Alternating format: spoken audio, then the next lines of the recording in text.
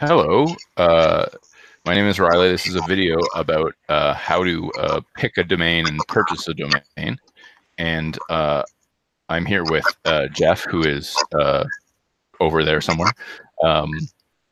And we're going to talk today about purchasing his domain, where to do it, how to do it, that kind of thing.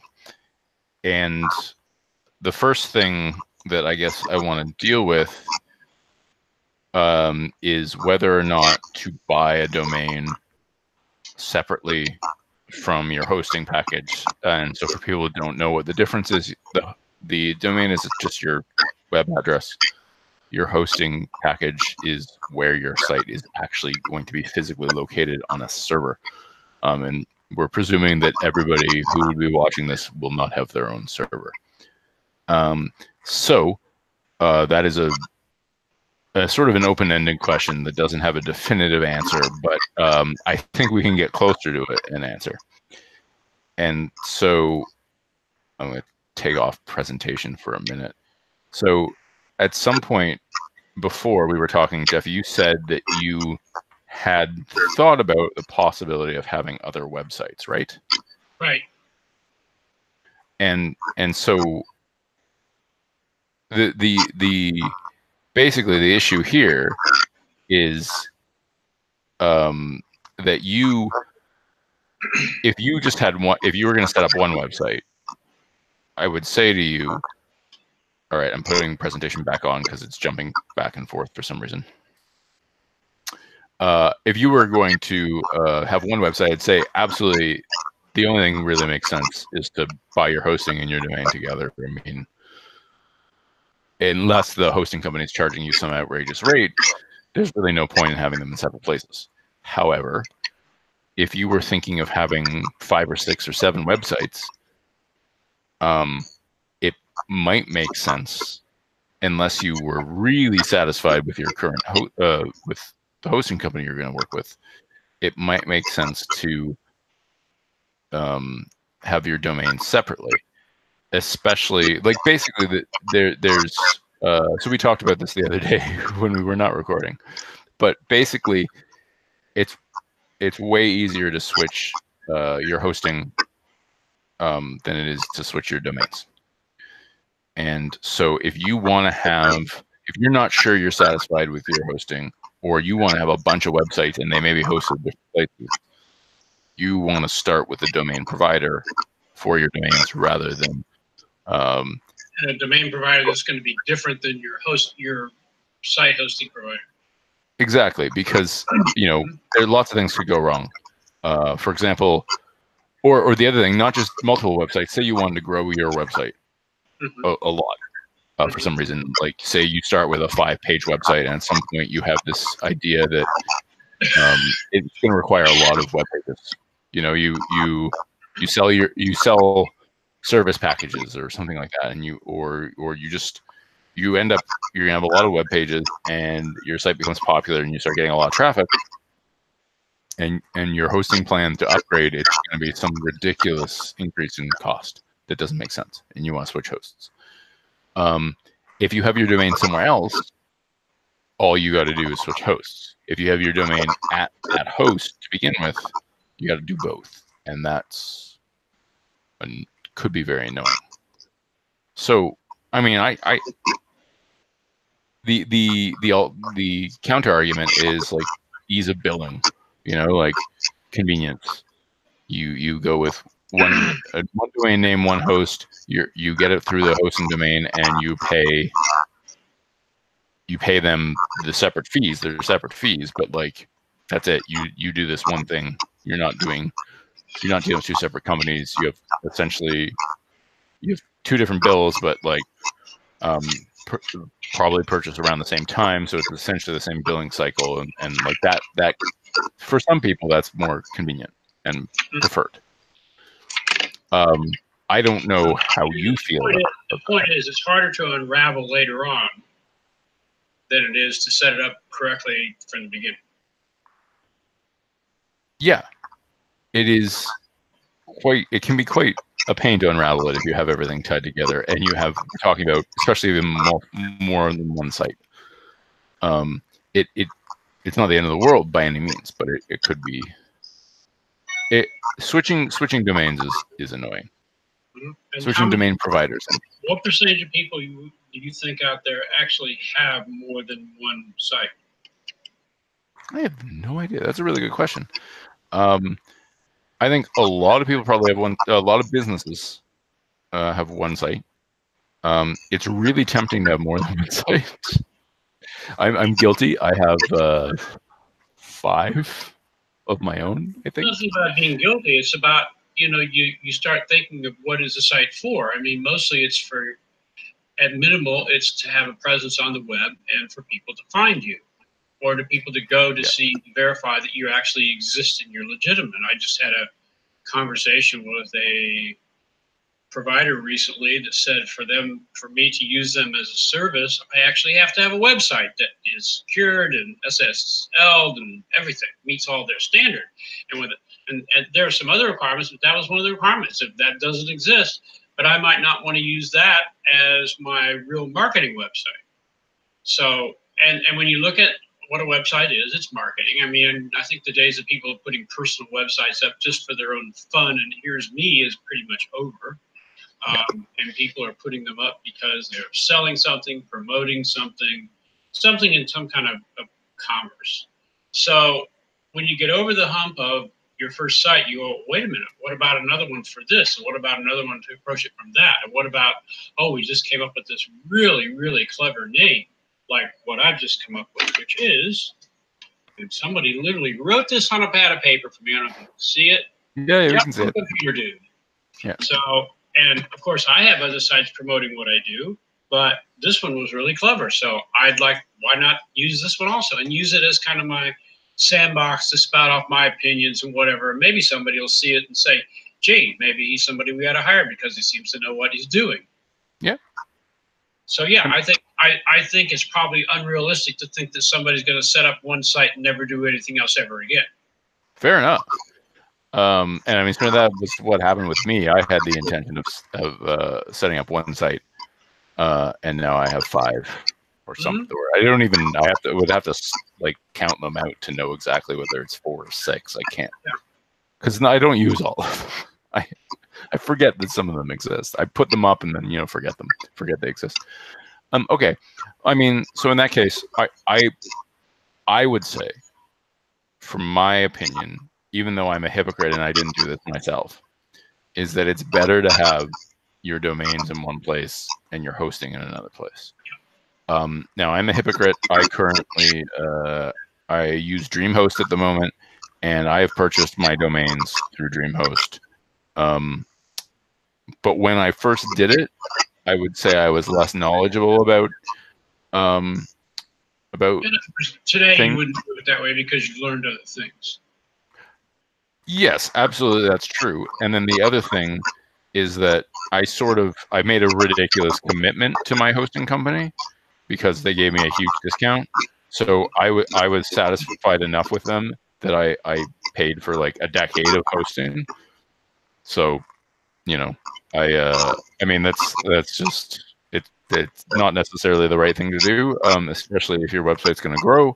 Well, at the time it made sense, and you didn't. It was a good price. You didn't know any better, and so you made the best decision you could given the information you had. So, and now you've learned different things, and you would choose to do something different in the future if that happened today.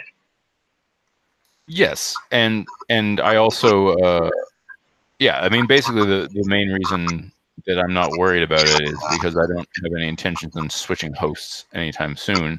And so the fact that my domains are purchased through them is no big deal. If I was thinking, if I had a bad experience with the host, then I would definitely be concerned about the fact that my domains were with them. Well, so one thing to keep in mind is, as much as everything's going fine with whoever your hosting company is now, I've seen people, not in the web hosting, but other businesses, just go south.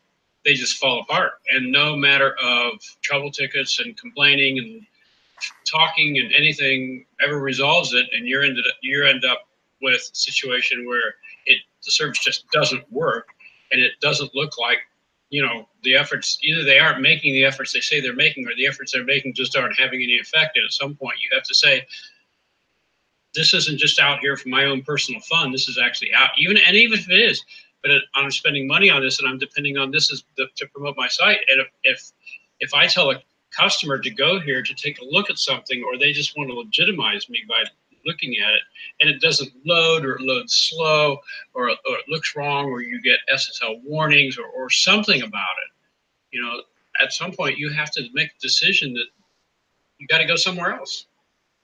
And it's not something you want to do. It's probably a complex thing to do, and the more sites you have hosted there, the more difficult, but has to happen. And I'm glad you brought that up, because there is a long history of web hosts going under. Now, most of the big ones that you'll find if you just Google are not, all the big ones are not in that category, but lots of them have. And another reason to not have your domains at the host would be that. If that were to happen, if you say went really discount on your hosting and you went with some hosting company that no one's ever heard of, you really want your domains to be somewhere else. So another reason to do this. So we're in agreement, I think, that like you want to have your domains separately. And so to this end, I am just going to share my screen if I can figure out how to do that.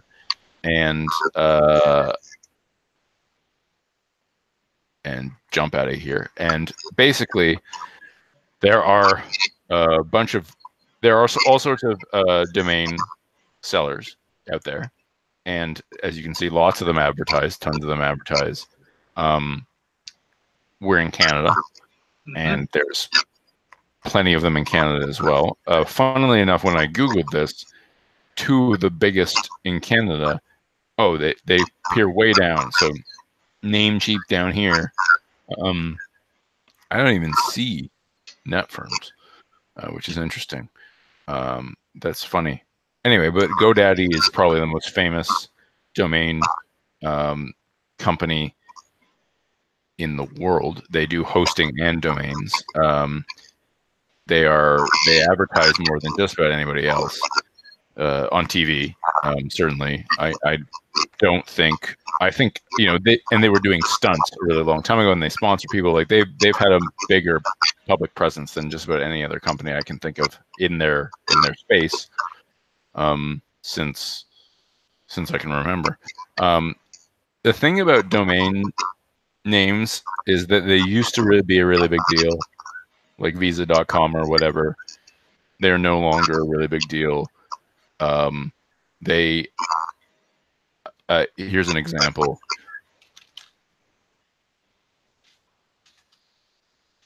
So this is a website. Here's an audio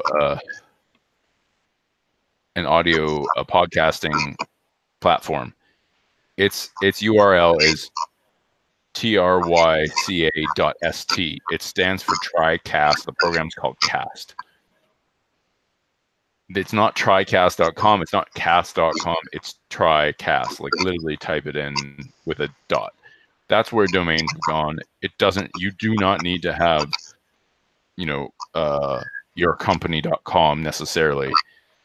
So this is all a way of saying the value. When the name you have is so long that nobody can remember it or possibly get it right. Yeah, that's you want to go short if you can.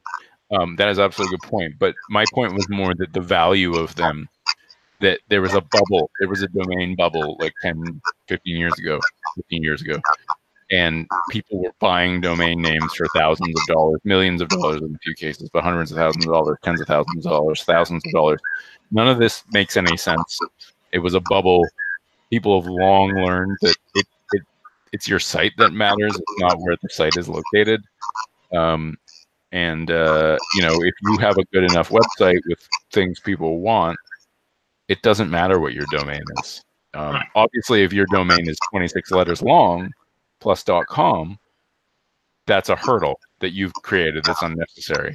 And if your site is good, they'll find it, even if it's named something like dogfoodbowl.com. Yes, exactly. If you have, like, if for example you you publish something on your website that got picked up by everyone else, and you know, and treated fairly in the sense that it wasn't republished other places, it wouldn't matter that your website was like some ridiculous, 40-letter URL. It just wouldn't have an effect on it. Now, having people finding that having a ridiculously long URL or inappropriate URL gets in the way. But at the end of the day, it just matters. This is all just a way of saying it doesn't matter as much. And so you shouldn't spend like $50 on a domain name because you think it's slightly better than your $13 domain name. Is what I was trying to say, basically. Yeah. Well, So if I mean, here's an example. There's a site out there, I think you may know about it, called The Register. okay, Do you know The Register? I don't know if the site is what I'm thinking of. The Register is. The Register is a UK-based site that's full of all kind of tech information. It's kind of a go-to place for the latest viruses, malware, spyware that's out there, the latest internet scams, personal tech. It's a great resource base, but it's called The Register. And the register for what? I mean, and the point is that people don't really care about the name. They know what it is. They get the traffic, and again, they would find them if it was dog food bowl. Yeah, exactly. And so it doesn't matter. And so right now I am sitting here and I'm at GoDaddy, and there are .org for $14.99. These are all Canadian prices, by the way. There's .ca for $4.99. There's .us's on a Canadian site for some reason for $10.54, and there's .life for $6.99. I don't know why I guess because you type in like computer.life. The point being that these are not expensive, and they shouldn't be expensive. You shouldn't pay a lot of money for your domain name unless like it is your exact brand name and you really think it's going to be like here's an example in which it makes sense to pay a lot of money for your domain name. You're going to be doing offline advertising, and that offline advertising is your brand name. And your brand name, so we'll go with yours, Jeff the Computer Dude, is going to be everywhere. It's going to be on posters. It's going to be on radio ads. It's going to be on TV ads. Let's just say, for example, you could do that. It would be annoying to those consumers who see those ads that if they type in jeffthecomputerdude.com, you don't have that website. That would be annoying. And in that case, a lot of people that cannot get beyond that. It's got to be .com at the end. Yeah. Yes, there's definitely a group of people like that, but I meant more like there are people who are just going to assume that from those ads. Right. But if you're working from the opposite direction, which is you do not have a giant budget to pay for offline ads, it really doesn't matter because you can control that, right? You can put it on your business card or your flyer or whatever you have offline, and people will find that. Or presumably, if, for example, you are the only Jeff the Computer Dude in the GTA in the Greater Toronto area, you can monopolize local search results, and it doesn't matter whether it's .com, .org, .life, .ca, right. Whatever, or it could even be Jeff the Computer .de. I'm not saying you should do that, but you could do that. Do you want a .ca or a .com? .com. Apple ran into that many years ago when they were introducing the iPhone. There was found out that there were certain countries that they did not own. They did not only own the rights to, they did not own the domain in certain countries for iPhone. And they had to go, in fact, they didn't own it in Canada, and they had to go out and spend a fortune. And it wasn't somebody who just parked it. It was somebody who actually had a product or a service and called it iPhone, and they had to go out and buy it from them. Yes. But that's a major business. You know, there's somebody for whom, you know, $500,000 for a domain name is not a big deal to them. And they're not even going to think about it, right? Definitely. They'll think about it briefly. .com. There we go. You found it? A whopping $2.99 for a year. Yes. Now, it's worth knowing, this is an introductory price. GoDaddy is using this as a loss leader. Of course. And if because they want you to host it. If I have an existing account with it, it probably doesn't apply. It probably doesn't. They want you to host. They want you to host with them as well, right? So this is their goal is they're going to make more money from hosting, so they are going to sell low on this. Mm-hmm. Now, also it says for the first year with a 2-year registration, because that price is going to go up. Mm-hmm. Now, the fact that it says it's 25 later is like, to me, that's slightly expensive. Like, there are lots of domains that are $13, $14 Canadian. What happens if we go and do the same thing on Namecheap? Well, we should do that right now. Let's do that right now. Let's see, because that's the thing, is that you can find, especially if you're not going to host at the same thing, you can shop at the domain provider. You can shop around, right? And this is probably a good point to mention that if a company, with the exception of GoDaddy, I should say, if a company started out as a domain provider and then moved to hosting, chances are your hosting is going to suck.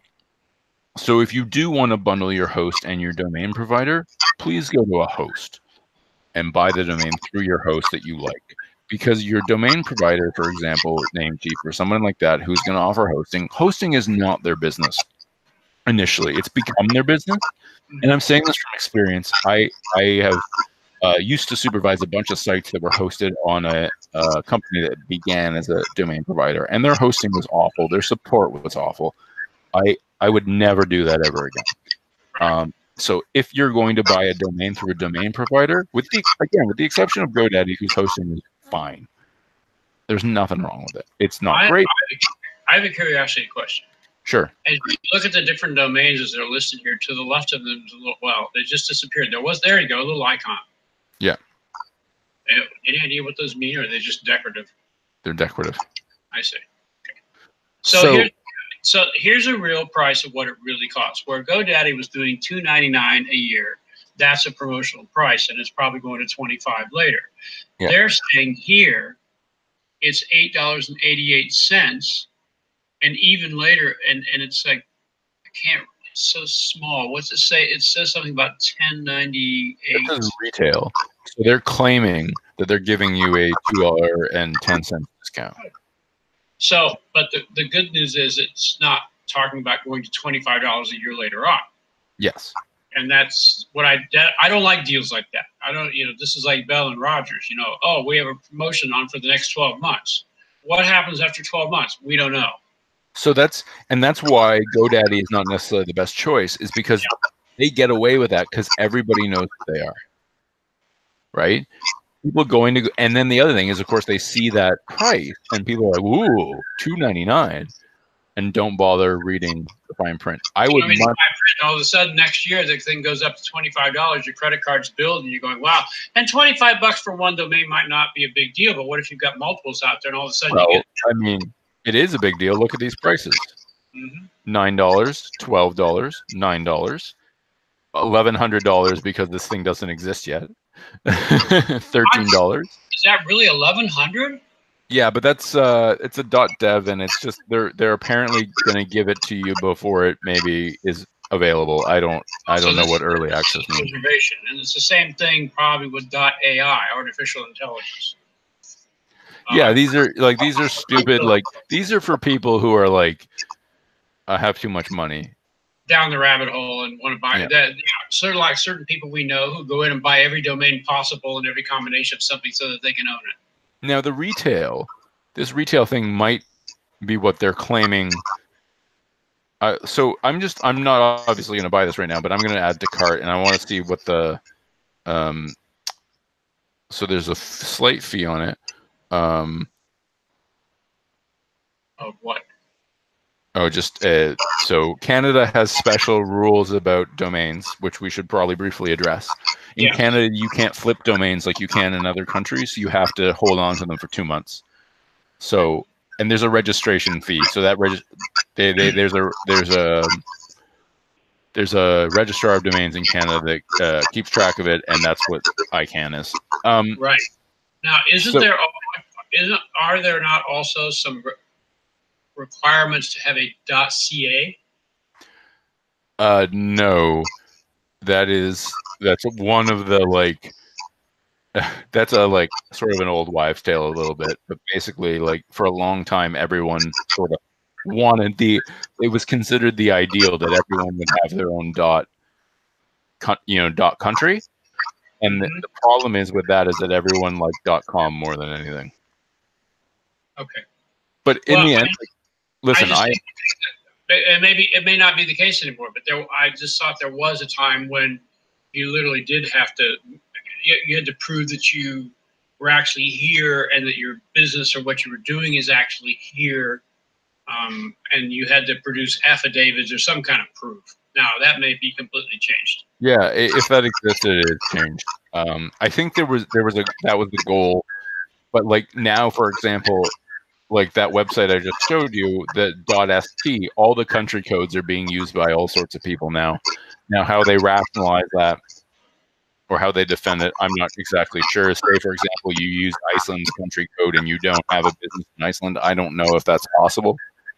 The only reason you would do that is because the Iceland letters are in your brand name and you want to have that, and you don't want a .com at the end of it.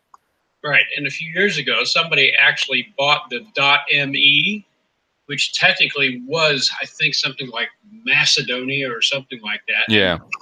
Paid the government for the right to use that, and the government chose a different domain, different dot something. Yeah. Anyway. So it looks like when you change domain registration to 10 years from 1 year, that the average price is going to be slightly more than $9 a year. It's going to be over 10, but barely. So that 105 is the entire 10 years. Yeah, it's 10 years. So if we go to 2 years, $21. Yeah, so the $888 is indeed an introductory price. It is going to go up slightly to that, I guess, $10.98. Yeah, but it's going up $2 or $2 and change. It's not going up like the GoDaddy one from $8 all the way up to $25, which is almost it's more than double. Yes, and I would just say that this price here, this $888, is much closer to market value than the $25 price on GoDaddy. And you say, well, why are they charging $25? Well, because they can. Because they've kind of hoodwinked you into believing that it's going to be that $3.99 forever. And if you don't read the minimum, the fine print, that's what you believe. Yeah, and the other thing is, as I said, and as we talked about, they've also they've advertised like crazy compared to everybody else. And here's your worst case scenario: you bought the domain from them, you got the hosting with them, and the second year they raise the domain fee. And let's say you have more than one, and all of a sudden, you get hit with $50, and now you say, well, that's a lot of money, and now you're trying to unravel the whole thing to move the domain, move the host. That's when you're going to run into a big mess. And that's why it's important to shop around when it comes to domain and hosting. But the hosting we'll talk about another time in terms of the details of that. But it's very important to shop around. Yeah, if you don't garbage it up in the beginning, you don't have to clean it up later. Exactly. And you just want, basically, you just don't want to spend a lot of money on your domain. Basically, at the end of the day, it's not a valuable expense over time, right? Like if you chose GoDaddy at $3 this year, $25 next year, $25 in perpetuity, you're going to end up spending a lot more money than you did with, say, Namecheap, for example. Namecheap. I always want to call them Namecheap. Yeah. And then you're going to have spent, what would that be, over the course of 10 years? Well over double, right? More than $100 more. And for what? And what did you get out of that? You got absolutely nothing.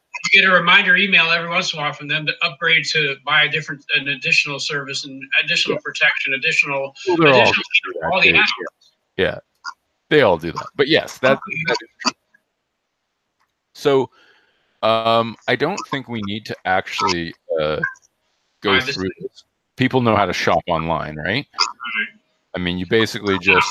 Here's a curiosity question. Sure. You go into a hosting like this and enter a domain to check to see if it's available. Does that not go into a database or alert somebody that name's been checked and that somebody might want to buy that because somebody's checked it, and now when you go back 2 days later to buy it, somebody owns it, you're going to buy it from them at their rate? That sounds a little conspiratorial to me, but that doesn't mean it's not possible. Maybe, but I'm just asking because, we've now gone to 2 sites where we put that name in to check availability. And I have to believe somewhere in the bowels of GoDaddy, somebody gets reports on on names that are being verified for availability. Absolutely. So I think there's 2 possibilities here. One possibility, I'm going to switch back to me. One possibility is that the companies themselves, if they get enough searches, up prices. That, I think that likely happens. The thing is, the number of searches that would need to happen to make that worthwhile would be a lot more than what you've done and I've done. Okay, just it's like Uber, Uber crisis pricing, demand pricing. When there's more demand, they raise the price, and they really are unapologetic about it and don't care. So there's a second possibility you raise, and that possibility is that someone is accessing their data somehow and finding out who's searching for what and buying that stuff up ahead of time. Right. That's also technically possible, as far as I know. I'm not a tech guy, but as far as I know, that is possible. I don't know how easy it is. It sounds very hard, but it's probably very possible, and somebody might be doing it. Again, though, it needs to be something where there's volume.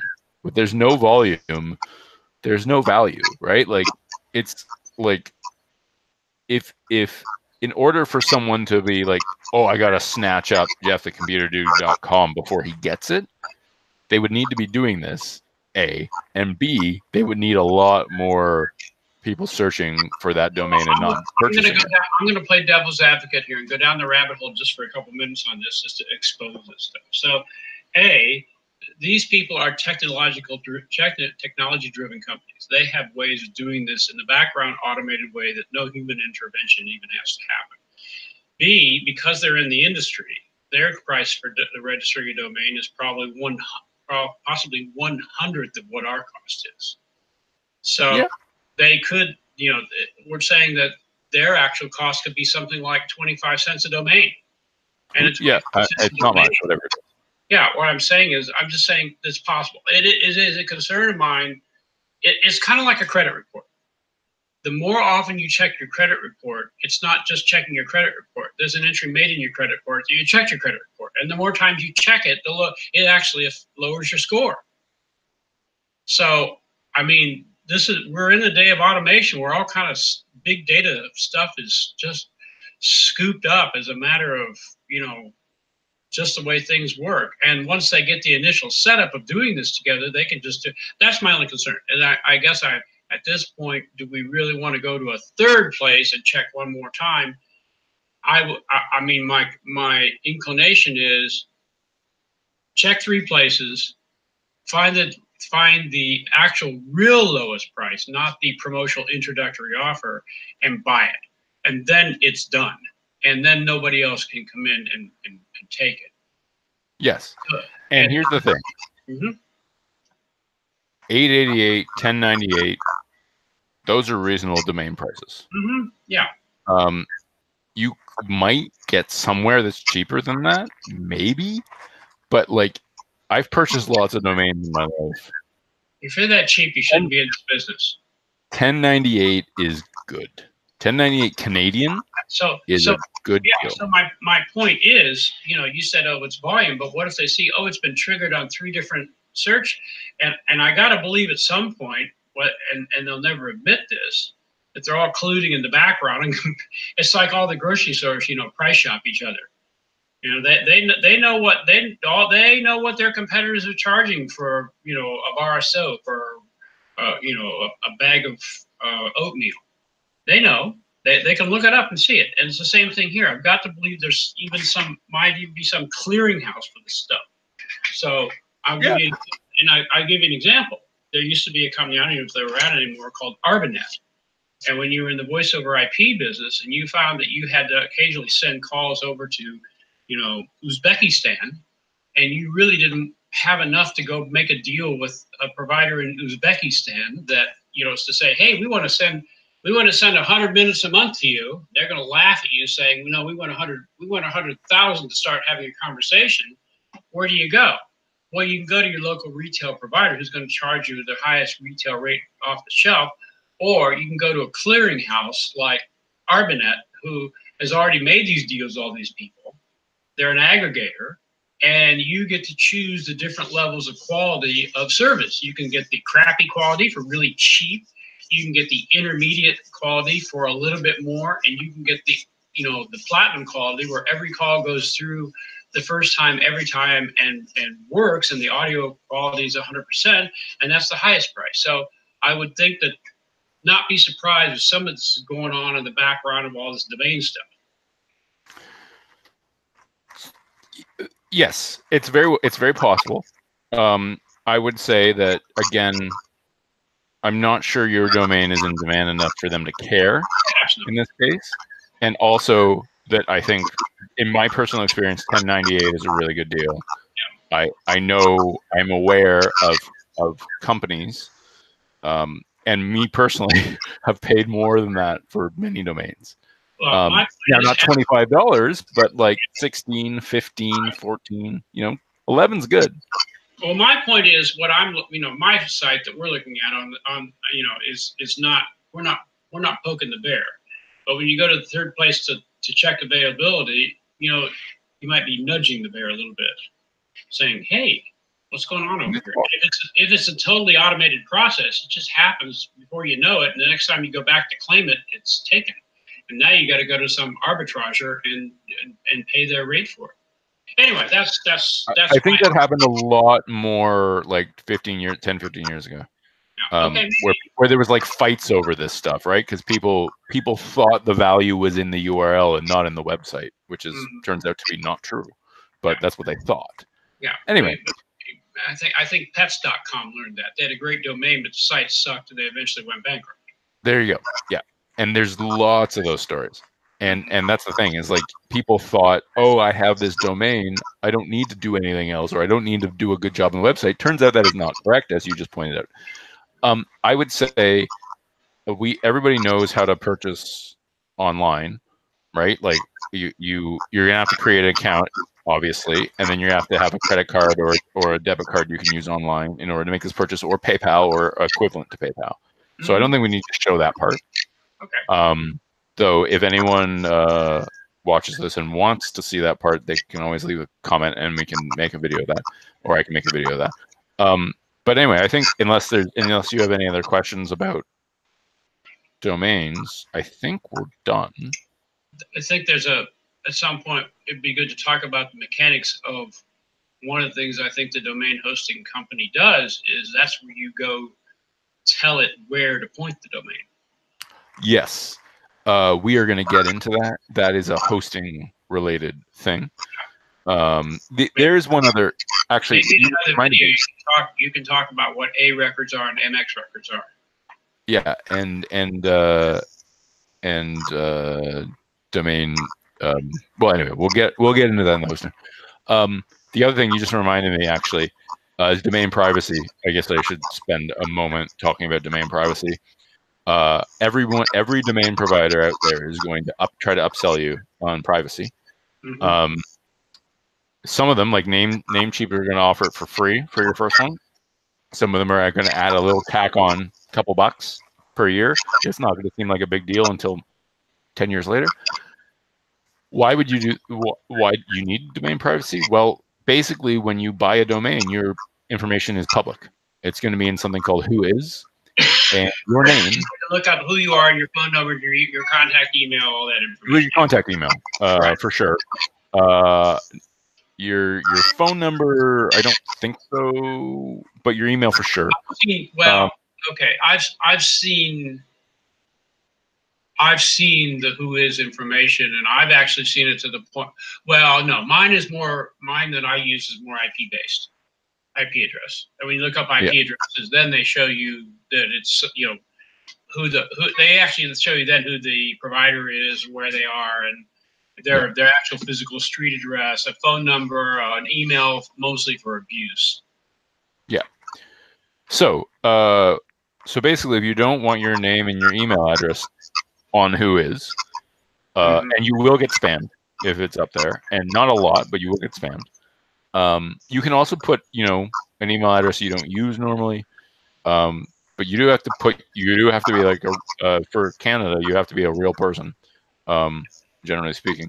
Why is there a verification process in there? If they send you an email to verify that this is you? Yes, there is a verification process, but also they make you check something that says you make you sort of swear via checkbox that you're this person. I don't know that anyone ever gets caught for violating that. I don't know what the punishment would be. The point being. No, go ahead. No, I was going to say is the point being that if you don't want your information public, instead of lying about it in your Whois record, you can just purchase the domain privacy services. And what that is that they all own companies where they just say this domain is owned by domainprivacy.ca or whatever. And their email address and email address are right here, and you can contact them. And when you contact them, they just essentially just gets forwarded to you. Usually, so requesting your identification, and it's up to you if you want to respond to them and give it to them or not. Yes, at least that way you have a choice. Okay. Yeah. So basically, if it was if the email address was info@domainprivacy.ca, but the domain was specifically rileyhaas.com, even though that's obvious who owns that. I mean, I own it, but if they weren't sure for some reason, it's a bad example, then it would be forwarded to me, and I would, yes, like you said, I would have the option of responding to it or not. I would say the spammers aren't going to ask your identity anyway, because they know that if they send it in, they're not going to get a response anyway. The only inquiries you're going to get are from serious people. I am also publicly listed as the owner of multiple websites, none of which are popular, I should point out, but owner of multiple websites on Whois. I don't get a lot of spam. Gmail deals with most of it. It's not a big deal. I have more problems with the fact that my phone number is publicly available online for other reasons than I do with the fact that I am listed as an owner of a website. Now, if your website's really popular, that could be very different. And the other thing is that if you deal in a business in which you are going to get complaints, or you are doing people we happen to know, or you are doing something that someone might find controversial, that you might so I don't know. Say you might have a camera crew show up in your office. Sorry? You might have a camera crew show up in your office. Yes, but you've seen that happen. I've seen. And I suspect they got the information of where to send the camera crew from the owner of the domain information. No. It's listed on the website. It was public. Yeah, right. Had nothing to do with that. It's also possible they could have gotten it that way if they didn't invoke the privacy option. Yeah. So, say you have say you're promoting women driving in Saudi Arabia. You might want to not have your public information on Whois, because there are a lot of people in the world. I don't know how many, but there's enough people in the world who would be bothered by that. Mm-hmm. And so that would be a reason. I want to come after you. Yeah, that would be a reason. But here's the thing: if you're going to have your own personal information on your contact page, like for you, if you're going to have your address and phone number and email address on your contacts page, having domain privacy doesn't make any sense, because it's easier to look up the contact page than it is to look up Whois. I mean, it's barely easier, but it's easier. So that would be one reason not to do this. And this is a very, very long way of saying it's an upsell. If you want it, pay for it, but you don't need it. And if you are going to have your information publicly available, don't purchase it. It's silly to spend $2 a year on something. But you're actually explaining what it really is and what it really does and why you would or would not want it. I mean, I hope that's what I'm doing. You have. Anyway, and do you have any other questions? No, that's it for today. Okay, great. I have a question for another episode. Oh, fair enough. Okay, so we have to keep people coming back for the next episode. Like Stay tuned when we talk about purchasing hosting. It'll be riveting. Yes. Anyway, I hope you found this useful. If you have any questions, please comment. And otherwise, we will see you next time for how to purchase hosting, how to choose hosting, how to purchase hosting, where to purchase it, and those related questions. So thank you again for watching.